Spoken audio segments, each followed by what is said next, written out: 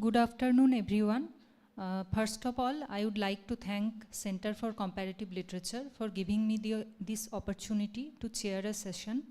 Our first presenters are Nakhotra Sengupta and Nandini Mukherjee.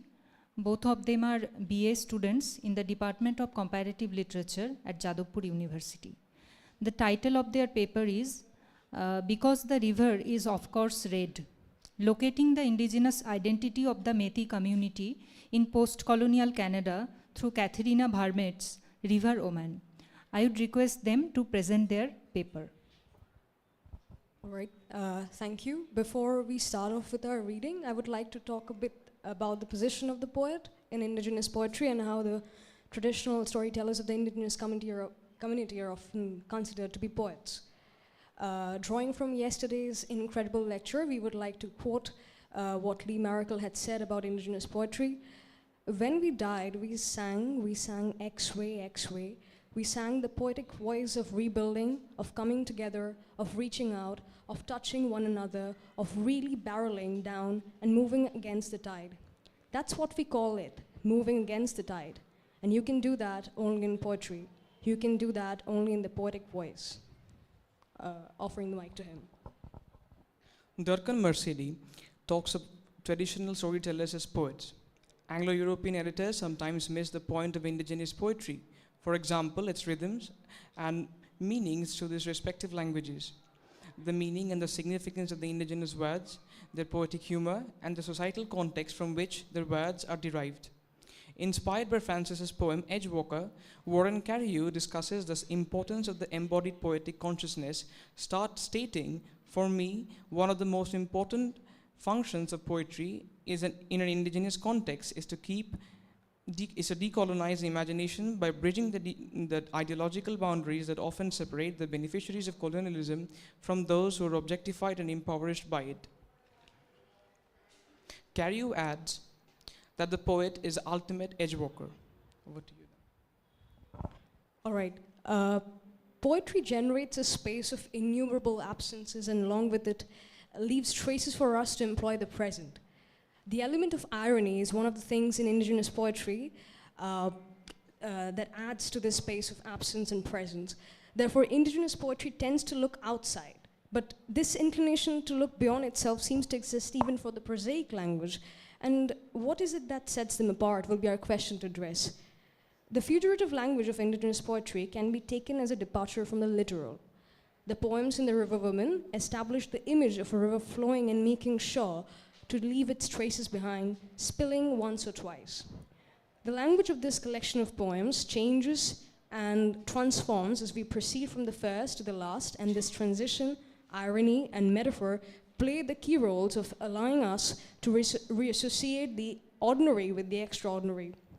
The poem Broken can be seen as a fine example of this play of irony, metaphor, and language. The language of this poem is clear and simple and chooses not to pick up the silt of multiple meanings. The meaning flows gently, and double reading of the poem is sure to bring another to your mind, which is Leonard Cohen's anthem, because we are broken, there are cracks in us where the dark gets in, and then there's a crack in everything, that's how the light gets in. The dark for the Metis people has become unavoidable, and hence lends to their life a history of suffering and inequality. All they do is hold on to each other, and letting go is not an option for them. By bringing both of the poems together, by making one contrast with the other, Katharina Vermet reminds us of the holy dove which will be bought and sold and bought again. Along with Katharina's choice of writing a poem that shares direct influence with Leonard's anthem, she also can we just have a switch of the slide, please? Slide number third one. The third one, not the Presley one.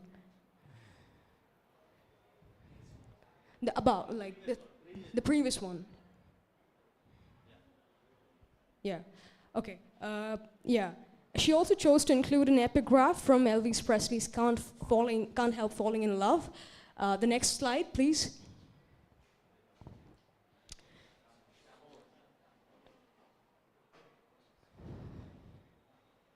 All right.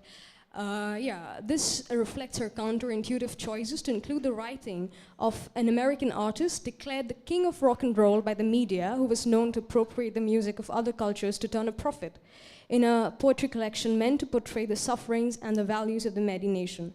Katharina also includes other references from songwriters such as Johnny Mitchell. We have not included the slide of Johnny Mitchell here, but I'll be quoting from the poem. You break me, shatter the pieces left, I've become a fine dust I can so easily blow away. Through them, she tries to define the effects of colonization in her terms, which compels you to experience love and loss at the same time. The River Woman rises as a political text where she tries to interrogate brutality and trauma by making it concrete and personal. The river is a woman, forever returning, twisting north, a snake carved in the prairie cross. Her poems move through her private life and follow into her community, which forms an integral part of her life. The collection of poems is centered on movement and change, and it attempts to capture the contemporary situation of Medi people by reflecting on their history and present situation.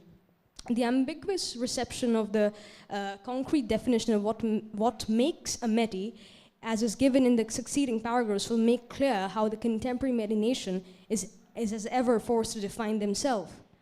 The epigraph of this book, which is a quote by Christos, makes the political intentions of these seemingly innocuous poems clear. She intends to make the voices of Métis women and the community heard and make it a necessary, not an accessory part of Canadian culture. The language of the poem in the collection becomes a stark example which makes Katharina's political intention clear. The display of power is not only limited to the marginalization of a community which poses a threat to the power holder, but also the domination of one type of knowledge over another. Following this, the settlers in Canada tried to reform the education system with their by now infamous residential school system, and with this reformation, they strove to homogenize the knowledge systems of Canada, subverting those of Indigenous communities. As a consequence, the languages of the Indigenous people start to lose prestige, and we find more and more Indigenous writers writing in the settlers' vernaculars, either in English or in French. The poems in River Woman, as a form of defiance, refuse to use the grammar of standard English, despite using English for its poetic expression. The poems in this collection steer clear of punctuation and are composed with simple images that reflect the undulations of a river, which is the major image in this collection. This beautiful collection of poems talk about the oppression faced by the Métis women and how the history of the Indigenous people wasn't discovered by the European explorers. Hence, this history of dehumanization floats back to us through the words that are planted by Katharina herself. The River Woman was being written while she was working on a short documentary known as The River. Can we have a switch off? Okay, thank you. Yeah. Yeah. And the experience that she gathered while directing the movie with Erica McPherson is considered to be a horrendously difficult process for her. The movie reflects on the rustling sound of the Red River, and using the diegetic music of ebbs and flows, Katharina tried to capture the silence of the Métis community. Handing the mic over to him. According to Katharina, everything that she had done or written came from the Red River. The way the poems flow into each other, they form tributaries and distributaries to flow back into all her writings. For example, the poems River Dawn, River Evening, River Love, and River Story find their echoes in a 2021 novel, The Strangers. The final section of the collection is called An Other, as opposed to being called Another. The wording draws attention to the way colonization others Indigenous women and parts of the natural world that they exploit, like rivers. In the documentary, we come across the reports of 1,181 Indigenous women who were murdered or went missing in Canada between 1918 and 2012. And in August 2014, when the body of a 15-year-old girl was dragged out of the river, the authorities refused to look further without being certain. Right after that, Bernadette Smith started with Drag the Red, a voluntary organization in an effort to shame the Canadian police towards their inaction in the search of the missing members of their community. The Red River soon turns black and rustles with all the garbage among the ambient street noises, being an example of multiple choice questions. Therefore, this river positions itself as an inseparable part of indigenous history, as said by Katharina herself. How in indigenous teachings women are the water carriers. Quote, we carry the knowledge and bring it forward and protect it, and how the many different layers of that idea of water make the river a good metaphor for a poet, end quote. She believes that a more modern definition of the Métis is that we are defined, within quotes, as a post-contact nation. These nations came about in many different parts of North America because there were huge displacement of indigenous nations. Many different communities and nations began, and some, like the Métis, were a combination of settlers, mostly male fur traders and indigenous women. That is where they began, and there has been 200 years of evolution of what became of their cultural norms. The Métis came from both the indigenous world and the settler world, as Vermette says. I always say it's both and neither. The Métis nation recognizes the northwestern part of Canada as a motherland. That is, the vast stretch of land north and west of Montreal in the Red River Valley. But as the centuries passed, this northwestern began shifting further north and further west, and by the 1790s, when the first generation of Métis Nation people were growing up, the boundary was shifted to the west of Lake Superior. Though the Canadian government, which had so far marginalized the indigenous peoples, began to legally recognize them after 1885, the struggle of the indigenous peoples was far from over. The distinct position of the Métis community in the array of the indigenous peoples now began to be threatened by the insurgence of Métis groups that claimed the same recognition from the state on the basis of mixed races in their genealogies. In an essay entitled Métis are a people, not a historical process, Adam Gaudry has explained how the Métis Nation Council, founded in 1983, limits the boon of the Métis peoples. He says that the other satellite groups that aspire to be Métis do not have the necessary conditions for their desired inclusion, because not all descendants of a mixed genealogy, the descendants of white settlers and indigenous peoples, can be Métis, as they do not have a collective history. In other words, mixed ancestry does not a Métis make. Gaudry points out that the identity of an indigenous group is tied to its land, and therefore any new emergences that identify as belonging to a particular group cannot be so without sharing the same space and time. Gaudry calls this historical determinism of calling any mixed community a Métis community an offensive belief. Katharina believes that hardly the tales that are told by the Métis are told about the Métis are told by the Métis. Hence, the river, which was once red and has now been turning black, a rich depository of the city's garbage, and the ignorance that gathers around the banks of the river needs to be cleared. The need arises to look inside the flowing river. Through her poems, she questions the stillness that needs to be disrupted. In one of her poems named Ghosts, she interrogates this endless question of the Métis people to receive justice. Quote, until pools surround us like aura, and we can drift our weighted hands toward each other, lift them out of water, the only tears off our fingertips, and we can finally wash our hands. End quote. Context is vital in this collection. Having a historical knowledge of the foundation of the state of Canada and the role colonization played and still plays in shaping the lives of the indigenous peoples are imperative to the understanding of these poems. Vermette speaks to the treatment of indigenous peoples, and more specifically Métis people, regarding blended identity and land. She writes about her loss of a sibling and a feeling of responsibility to find him. The documentary, This River, allows a reader to imagine the space which remains essential to situate these poems in our common arches of understanding the Métis situation and make the river come alive. Thank you. Thank you, Nokhottro and Nandini. Now I would request Tanushree Bosak to read her paper. Tanushree is a master's student at the Center for Comparative Literature, Vishwabharati. She is also a convener of the conference. The title of her paper is Prokriti o Adibashi Samprodayer Moddhe Somporko. Over to Tanushree. Thank you সুপর্ণাদি। প্রথমেই ধন্যবাদ জানাই সেন্টারকে আমাকে এই সুযোগটা করে দেওয়ার জন্য। তো আমার পেপারের টাইটেল বা বিষয় হচ্ছে প্রকৃতি ও আদিবাসী সম্প্রদায়ের মধ্যে সম্পর্ক। এই উপস্থাপনাটিতে কানাডার যে আদিবাসী সাহিত্য ও সংস্কৃতিতে প্রকৃতির যে গুরুত্ব সেই সম্পর্কে আলোচনা করা হবে। ঔপনিবেশিক নীতি এবং এর প্রভাব সম্পর্কেও সংক্ষিপ্তভাবে আলোচনা করা হবে। আলোচনায় মূল্যায়ন করা হবে কিভাবে এই বিভিন্ন আদিবাসী সম্প্রদায় তাদের নাগরিক অধিকার থেকে বঞ্চিত হয়েছিল, কিভাবে তাদের সন্তানদের স্কুলে যেতে বাধ্য করা হয়েছিল এবং সেখানে যাওয়ার পরে যে তারা শ্রেণী বৈষম্যের সম্মুখীন হয়েছিল সে সম্পর্কেও। এখানে ব্যাখ্যা করা হবে যে কেন আদিবাসী সম্প্রদায়ের লোকেরা তাদের যে প্রচলিত মৌখিক সাহিত্য সেখান থেকে সরে তারা লিখিত সাহিত্যের প্রতি আগ্রহী হয়েছিল। এবার আসি ঔপনিবেশিক শাসন সম্পর্কে সংক্ষিপ্ত কথা। কানাডার আদিবাসীরা সাংস্কৃতিকভাবে বৈচিত্র্যময়, প্রতিটি গোষ্ঠীর নিজস্ব ভাষা ও সংস্কৃতি রয়েছে। কানাডা এবং বিশ্বব্যাপী অনেক আদিবাসী সংস্কৃতি মৌখিক ঐতিহ্যের গভীরে প্রথিত।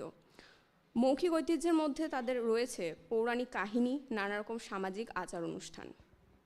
মৌখিক সাহিত্যের মাধ্যমে এক প্রজন্ম থেকে অন্য প্রজন্মে সংস্কৃতি এভাবেই তাদের বয়ে চলে। 15 শতকের শেষ দিক থেকে ফরাসি এবং ব্রিটিশ অভিযানগুলি যখন উত্তর আমেরিকার বিভিন্ন জায়গার অন্বেষণ এবং তাদের উপনিবেশ স্থাপন করতে শুরু করে, তার কবলে কানাডাও এসে পড়ে। ব্রিটিশ এবং ফরাসিরা যখন কানাডায় উপনিবেশ স্থাপন করেছিল তখন বসতিকারীরা মৌখিক সাহিত্যের চেয়ে বেশি গুরুত্ব দিয়েছিল লিখিত সাহিত্যকে, যার ফলে অনেক আদিবাসী সম্প্রদায় লিখিত সাহিত্যকে গ্রহণ করে ঠিকই, কিন্তু তাদের মৌখিক সাহিত্যের যে ঐতিহ্য তাকে একেবারেই লুপ্ত হতে দেয়নি। আর তাদের এই যে মৌখিক সাহিত্য তার প্রভাব দেখা যায় তার পরবর্তীকালে যে তারা নিজেদের সাহিত্য লিখতে শুরু করে, সেই সাহিত্যের প্রতি সাহিত্যের মধ্যে তাদের এই সংস্কৃতির বৈশিষ্ট্যগুলো ফুটে ওঠে। আচ্ছা, এবার আসি একটা এক্সাম্পল বা উদাহরণ দিয়ে, যেখানে মানিক মজিকার রচিত princess Pocahontas and the blue spots, যেটি প্রকাশ হয় 1991 সালে। এখানে মনিক মজিকা মূলত ঔপনিবেশিকতাকে ব্যঙ্গ করে দেখান এবং আদিবাসী সম্প্রদায়ের নানান সাংস্কৃতিক নিয়ম সম্পর্কে এক ধারণা দেন, যেখানে শিশু জন্মকে কেন্দ্র করে যে তাদের আচার অনুষ্ঠান, একটা আদিবাসী সন্তান জন্মের পরে তাদের মধ্যে যে আচারবিধি সে সম্পর্কে একটা বিস্তারিত ধারণা দেন আমাদের। এরপরে আসি আবাসিক স্কুল বা রেসিডেন্সিয়াল স্কুল সিস্টেম। আবাসিক স্কুল ব্যবস্থা যা আদিবাসী শিশুদের তাদের পরিবার ও সংস্কৃতি থেকে সরিয়ে দেওয়ার উদ্দেশ্যে গঠন করা হয়েছিল, যা গির্জা দ্বারা পরিচালিত হতো, যার নামমাত্র উদ্দেশ্য ছিল আদিবাসী শিশুদের শিক্ষিত করা, কিন্তু তাদের আসল উদ্দেশ্য ছিল খ্রিস্টান আদর্শকে প্রচার করা। লি ম্যারাকেল রচিত ববিলি ইন্ডিয়ান রেবেল প্রকাশিত হয় 1975 সালে। এখানে তিনি শিক্ষা ব্যবস্থা সম্পর্কে, যে গির্জা প্রচলিত যে শিক্ষা ব্যবস্থা সে সম্পর্কে একটা ধারণা দেন, যেখানে শিশুদেরকে মানে আদিবাসী শিশুদেরকে নিয়ে গিয়ে তাদের উপর মানসিক অত্যাচার সেই সম্পর্কে একটা বর্ণনা দেন। 1920 সালে প্রতিটি আদিবাসী শিশুর জন্য আবাসিক স্কুলে ভর্তি হওয়া বাধ্যতামূলক হয়ে যায়। ছাত্রছাত্রীদেরকে আবাসিক স্কুলে মানে সমস্ত নিয়মগুলি এমন ছিল যে তাদের ওখানে নিয়ে গিয়ে মানে কঠোর নিয়মকানুন, তাদের একটা আচারবিধির মধ্যে বেঁধে দেওয়া হতো, যাতে তারা বাইরের কোনো মানে তাদের যে প্রচলিত সংস্কৃতি, তাদের আদিবাসীর যে সংস্কৃতি সেখান থেকে তারা যেন আস্তে আস্তে দূরে সরে আসে। এবং তাদের সেখানকার যে ব্যবস্থা, সেখানে তাদের ছেলে এবং মেয়ে তাদের আলাদাভাবে রাখা হতো এবং ভাই বোনেরা যারা ছিল তাদের থেকেও মানে সবসময় দূরে রাখা হতো, যাতে তাদের পরিবার কেন্দ্রিক যে একটা সম্পর্ক সেটা যাতে কখনোই না গড়ে ওঠে।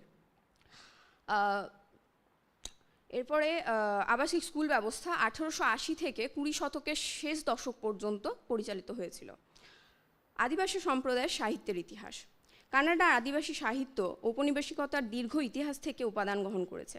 ঔপনিবেশিক শাসন আদিবাসীদের তাদের শিকড় থেকে বিচ্ছিন্ন করেছে, তাদের ভাষার অধিকার হরণ করেছে এবং তাদের ঐতিহ্যকে বাদ দিয়ে দিয়েছে একেবারে সম্পূর্ণ। কিন্তু এত বাধা বিপত্তি সত্ত্বেও 19বিংশ শতাব্দীতে আদিবাসী লেখকেরা তাদের নিজস্ব লেখা প্রকাশ করতে শুরু করেন।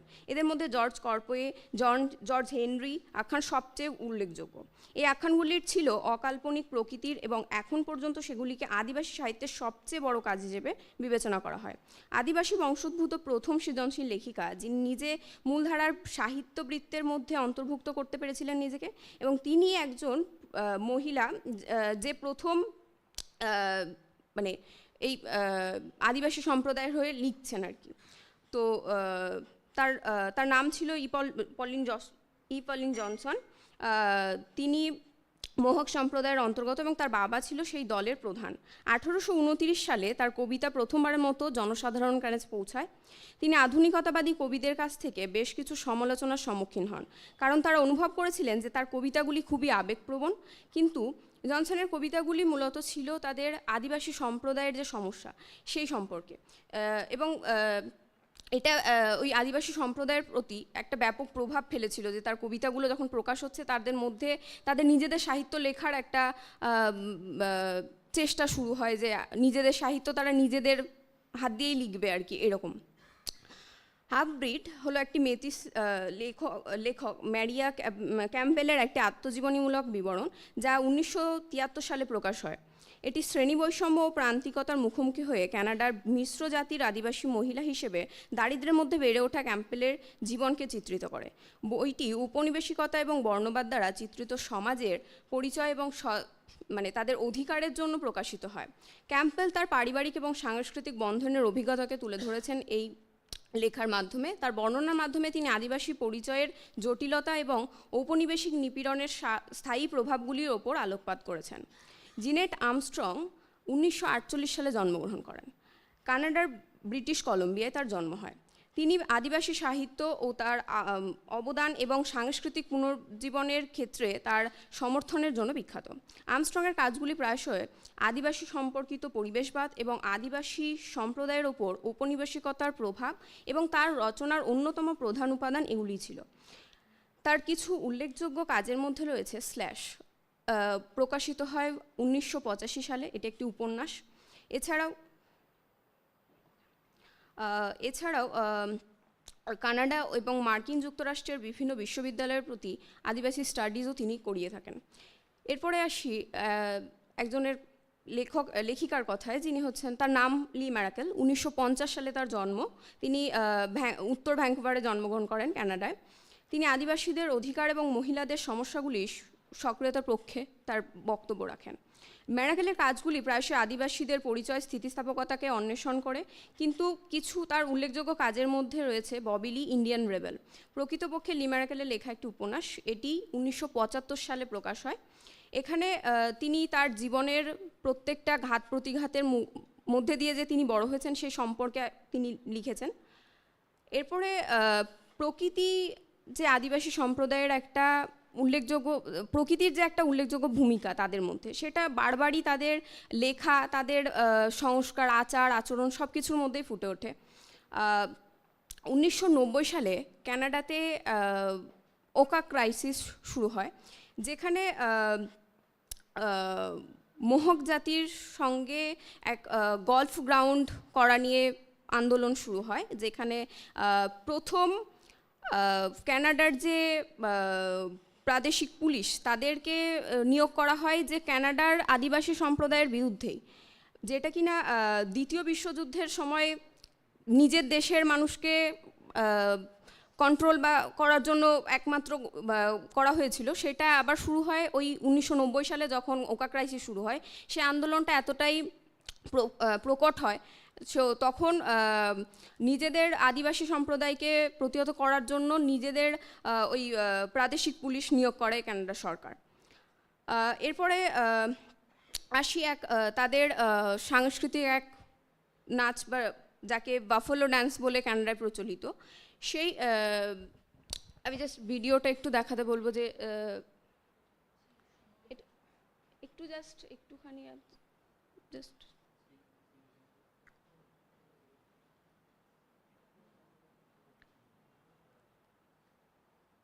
তো এই বাফেলো ডান্স তাদের যখন হতো, মানে এটা তাদের একটা সাংস্কৃতিক অনুষ্ঠানের মধ্যে পড়ে, যেখানে তাদের যারা আদিবাসী সম্প্রদায়ের মানুষ আছে তারা এসে এখানে অনুষ্ঠানে যোগ দেন আর কি। একটা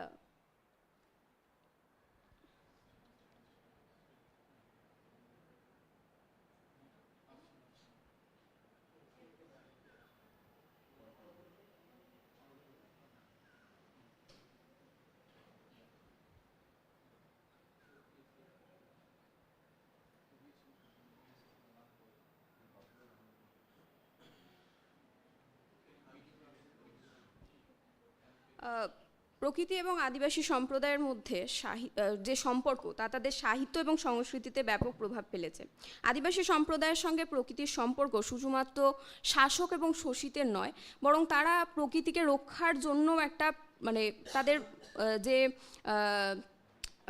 প্রকৃতিকে রক্ষার যে চেষ্টা, তারা প্রত্যেকটা ক্ষেত্রে তাদের সামনে যদি প্রকৃতিকে ধ্বংস করতে দেখে, তখন তারা প্রকৃতিকে রক্ষার জন্য নিজেদের জীবনকে বিপন্ন করে প্রকৃতিকে রক্ষা করে। প্রকৃতিকে তারা নিজেদের ব্যবহারের জন্য নয়, প্রকৃতিকে তারা নিজেদের প্রতিদিনের জীবনে একটা তাদের প্রতিদিনের জীবনের একটা অঙ্গ হিসেবে তারা প্রকৃতিকে দেখতে চায়। তো এভাবেই প্রকৃতি এবং আদিবাসী সম্প্রদায়ের মধ্যে যে সম্পর্ক, সেটা কানাডার সাহিত্য, তাদের আদিবাসী সম্প্রদায়ের তৈরি সাহিত্য পড়লে বারে বারেই দেখা যায়। তো ঠিক, তো ভিডিওটা জাস্ট একবার।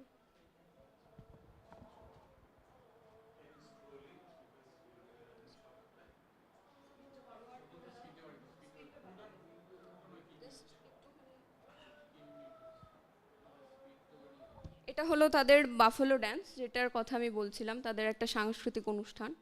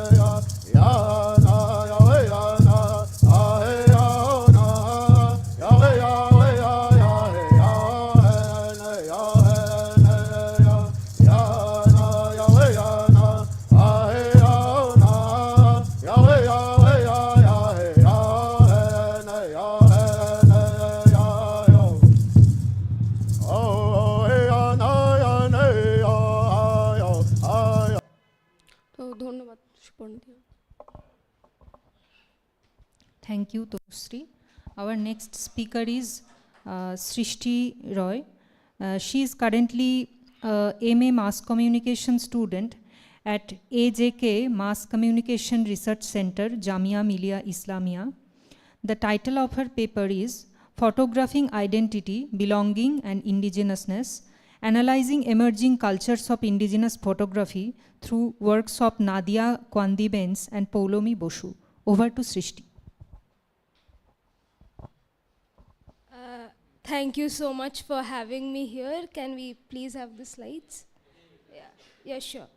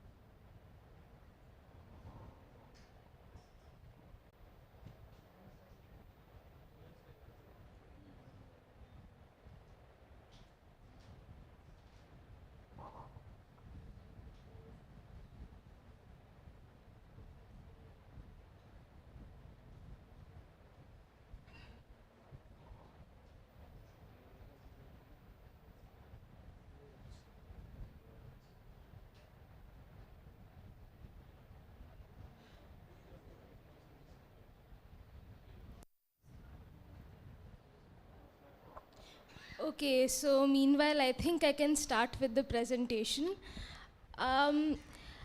In the 20th century, we encountered the world through images, right? We are surrounded by images everywhere.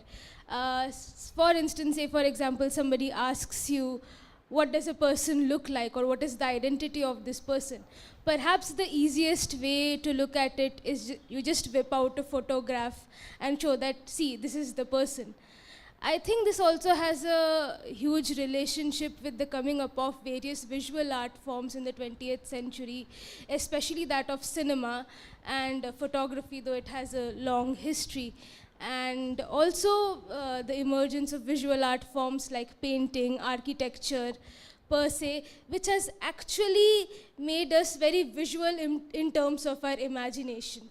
So that is how I bring in my argument that everything in the 20th century might be understood to be a mediated image, that we encounter everything through images. Can we skip to slide 6 directly, please? So as we are changing the slides, I just want to walk you through a brief history of photography in India and Canada.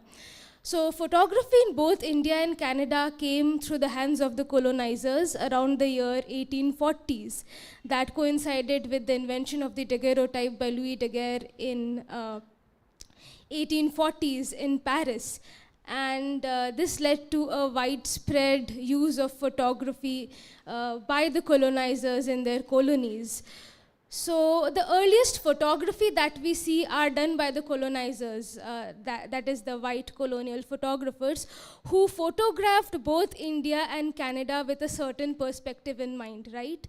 So the main aims initially was to juxtapose these Western cultures of British and France, mostly in these two cases, as being superior, more modern, more vibrant as compared to the indigenous cultures in India and Canada, that being backward, not vibrant, not modern, not civilized, which actually emphasized the white man's burden.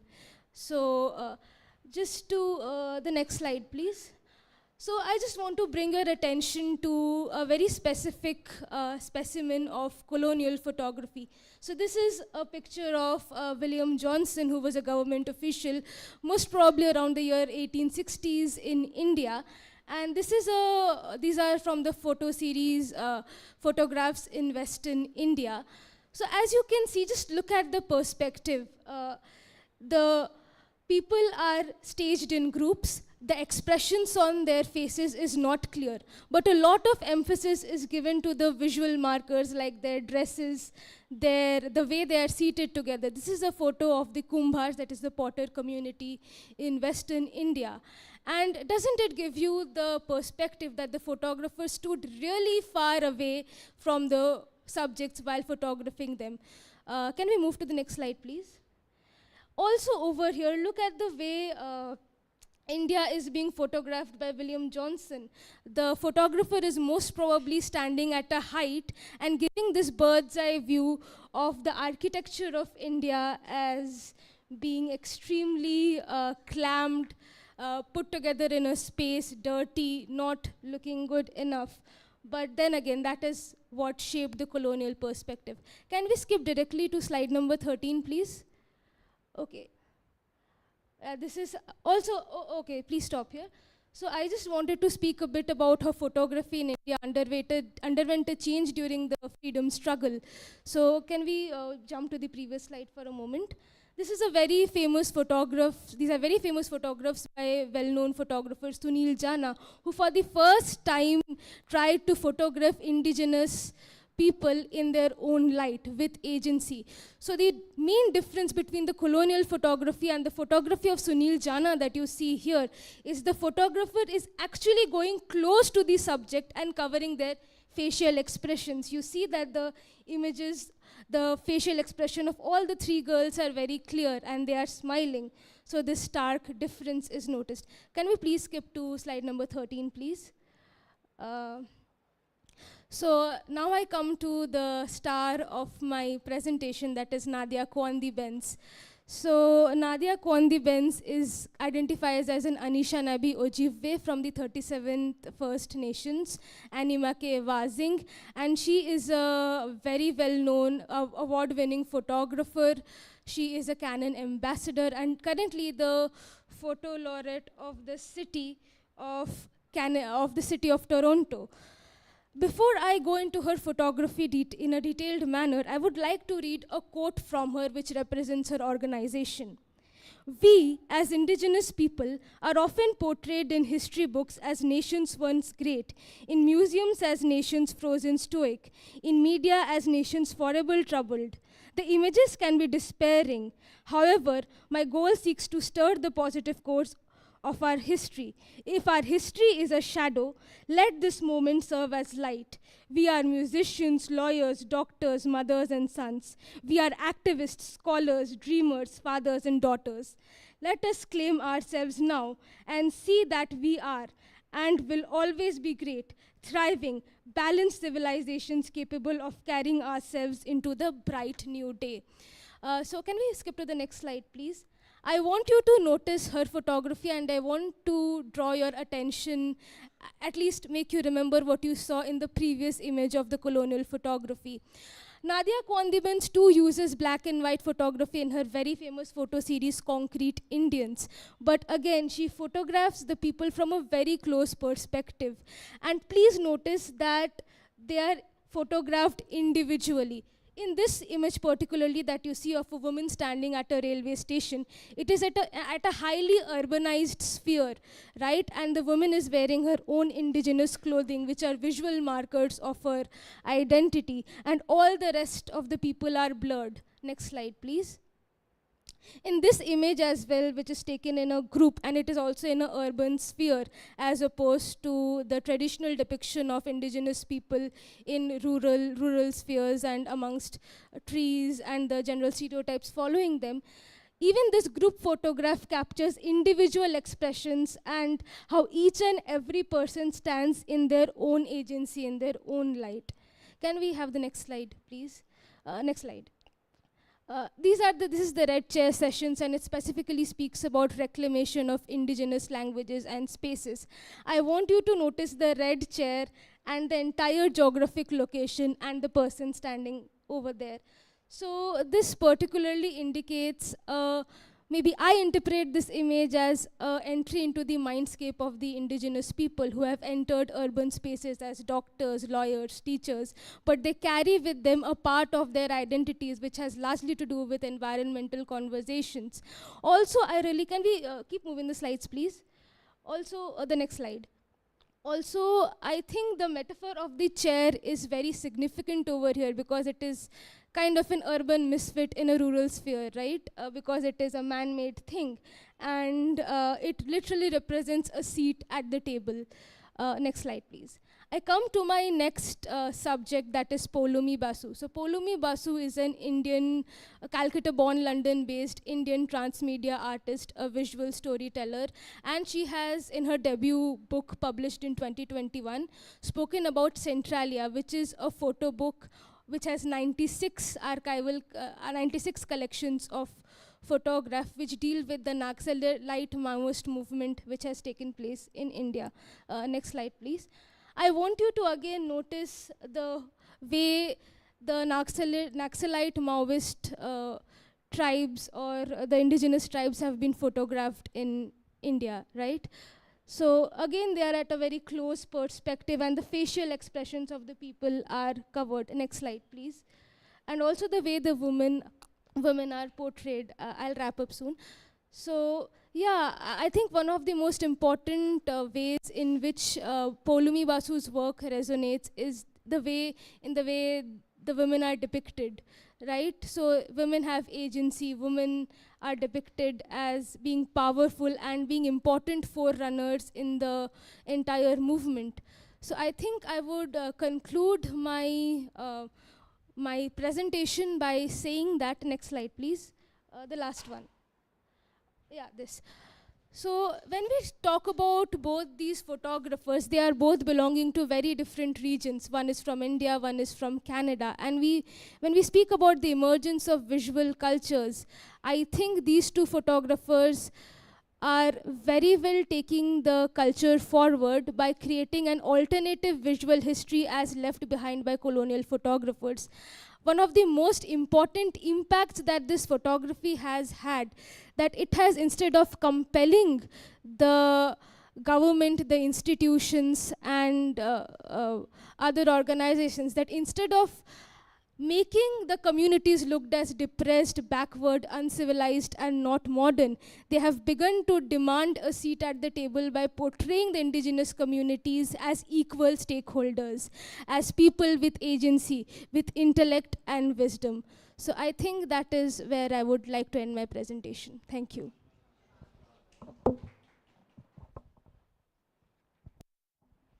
Thank you, Srishti. So, Nandini and Nakhotra, they tried to explore the complexity of the Methi identity through Catherine Vermette's River Roman, and Tanushree kind of tried to explore the relationship between nature and indigenous communities, and Srishti tried to depict how Nadia Kwandibens and Polomi Boshu tried to create an alternative visual tradition through their works. So I have a question for Nandini and Nakhotra. So you have used the term post-colonial in your title. So I don't have much expertise in Canadian literature, but what I heard is that the colonizers never really left Canada. So your use of the term post-colonial, how do you like rationalize this? Would you like to answer? Is it on? Yeah, I mean, of course, the colonizers never left the Canadian landscape, but I was rather talking about the form that that Katharina has used, I mean, if you would like to talk about the form that she's used, which is poetry here, we can draw, poetry is this, poetry creates this safe space for a difficult truth, I think. So in that way, she tries to, address the post-colonial situation of the Métis people and also the, different indigenous people of Canada. That's what I meant to mean. Thank you.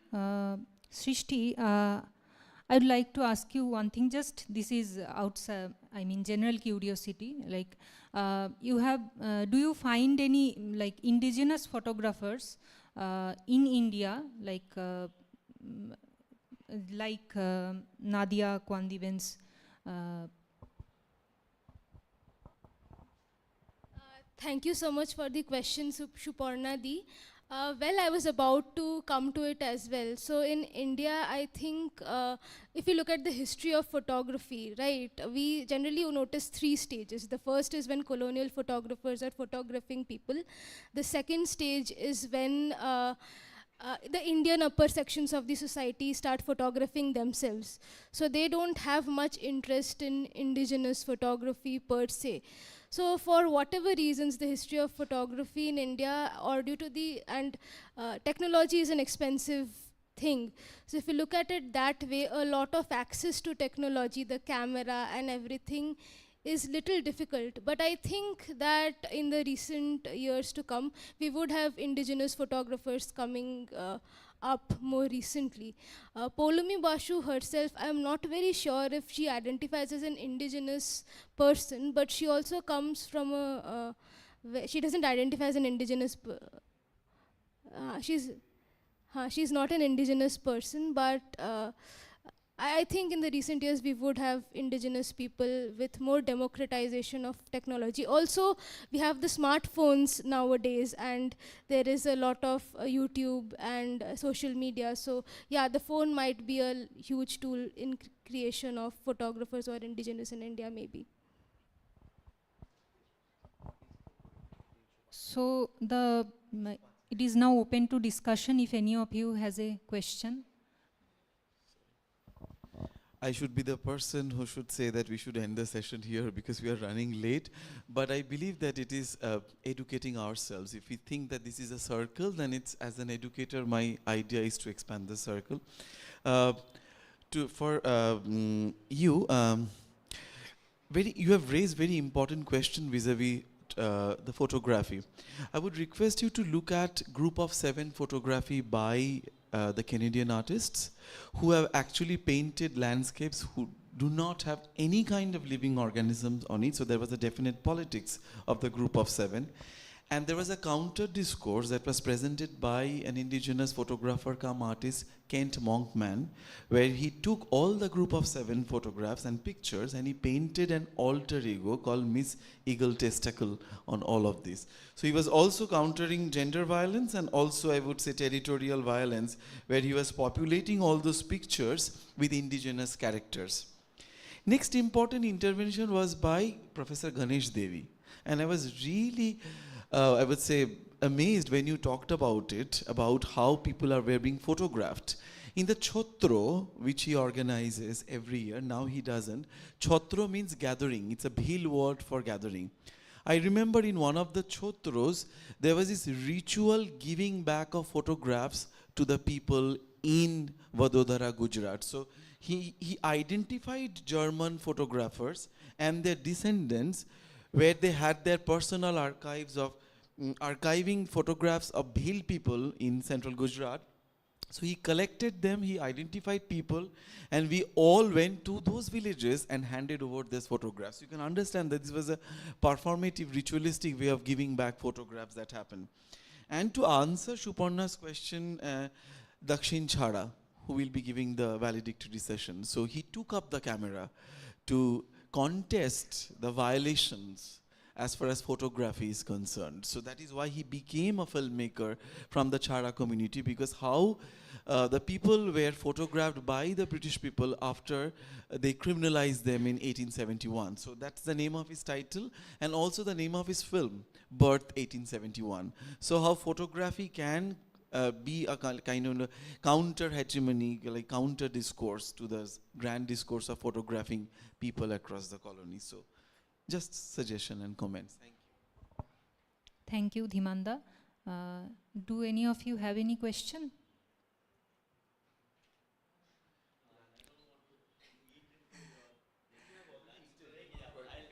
Very quickly respond to the presentation, Srishti's presentation on photography.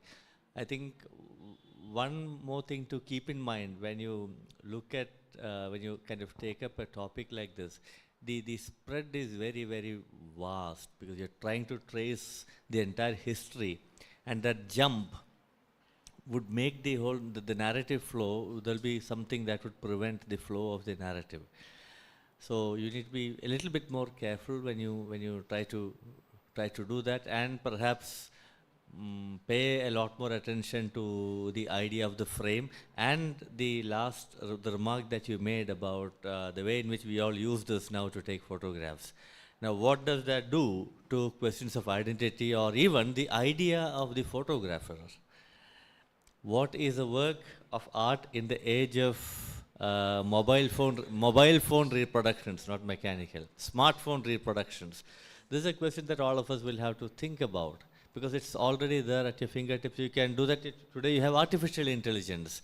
So what does it do fundamentally to this question of identity, which we are talking about? We are talking about an indigenous identity or a non-indigenous identity. But with artificial intelligence coming in, look where we are heading and what is it that we will be engaging with, right? So the entire paradigm has completely changed.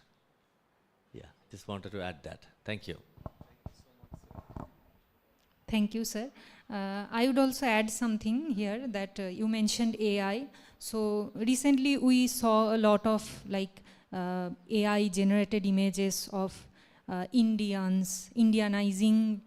Recently I saw an image of Indianized Harry Potter characters. So yeah. Yesterday there was a YouTube thing where you have AI Shashi Tharoor talking to real Shashi Tharoor. This was at the Literary Festival in Kerala. So you know how this AI is also like creating certain kind of stereotypes. So that is also we have to like keep in mind. We all do that. If you do not have stereotypes, you will not have types. Yeah. So we'll just end our session here. Thanks to all the presenters. Now we'll break for lunch. Thank you.